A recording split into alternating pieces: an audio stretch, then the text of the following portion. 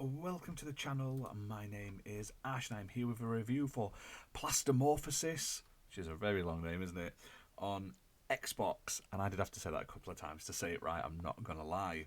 Now, this released on the 2nd of the 8th, 2024, developed by Vidi Games and published by Samustai Limited, who were kind enough to send me a copy for this video review, so huge thank you to them for that. Now, this is an old school inspired horror game where you are basically either a male or a female, you can play as one or the other, and you're just a normal citizen and you're evacuated to the very uniquely named modern city. And you're basically trying to survive this sort of catastrophic event that's happened. Now, this game has been developed to mimic the sort of gameplay style and look of sort of games like Silent Hill, the old Resident Evils.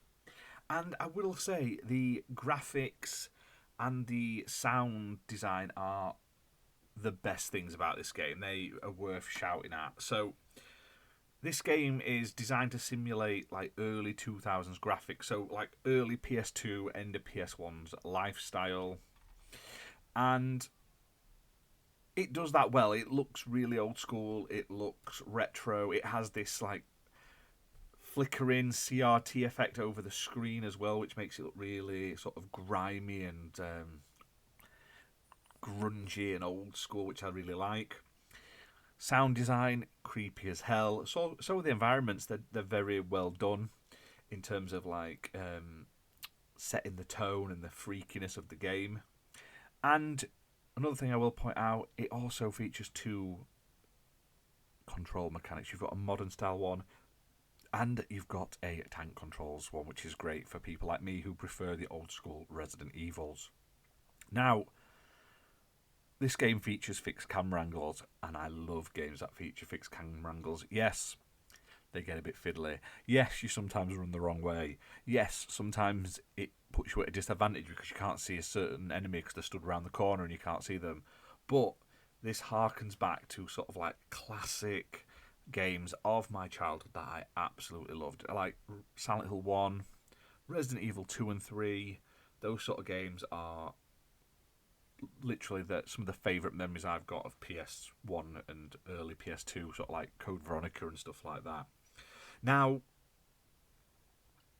gameplay, if you've ever played one of these games, you know what there is. You're doing like light puzzle solving, having to get like keys and stuff and like passcodes to get through areas.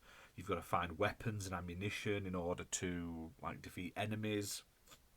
And you've got to obviously keep your health up and not die. Now, this game, and this is where it goes a little downhill now. So the like animations and the speed your character runs is like a snail's pace. If I was being chased by zombies, I would not be trotting along like I'd filled my pants or I'd got like Forrest Gump braces on my knees. It's just really slow. It could do with being sped up a little bit.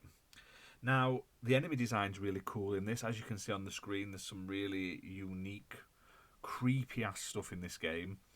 The problem is, the game is split over like a variety of chapters, and it starts off really good. Like, it's really, really good. The first chapter, and even the second one's not bad.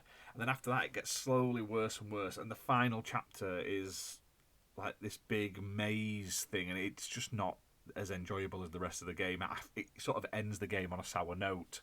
Now, the story also doesn't resolve in this game. It leaves you wanting to finish the story. And that's fine. If they make a sequel, that'll be great. But obviously, just bear in mind, you're not going to get a full from start to finish here with this game. Other than that, it's not a bad game. It really feels and looks like classic old early Resident Evils, down to like the little glints on the items, the sort of notes that pop up when you click on things. And I had a good time playing it. It's not the longest of games by far, and it's a little rough around the edges, but all in all, it does emit that retro feeling that they're definitely going for here. Now, on Xbox, it's playable on Xbox One and Xbox Series X and S consoles, and it's priced at $7.49. It's also available on other platforms as well. And if you just want an old school horror experience, the fixed camera angles, the the tanky controls and stuff like that. Definitely check this one out. Like the puzzles are really good as well. I like that. They're not frustrating. They sort of make accurate sense on how you want to play it and stuff like that. But it does sort of slip the further you get into the game. I just feel like it maybe runs out of steam a little bit, which is the only downside. But like I say, it's less than a tenner.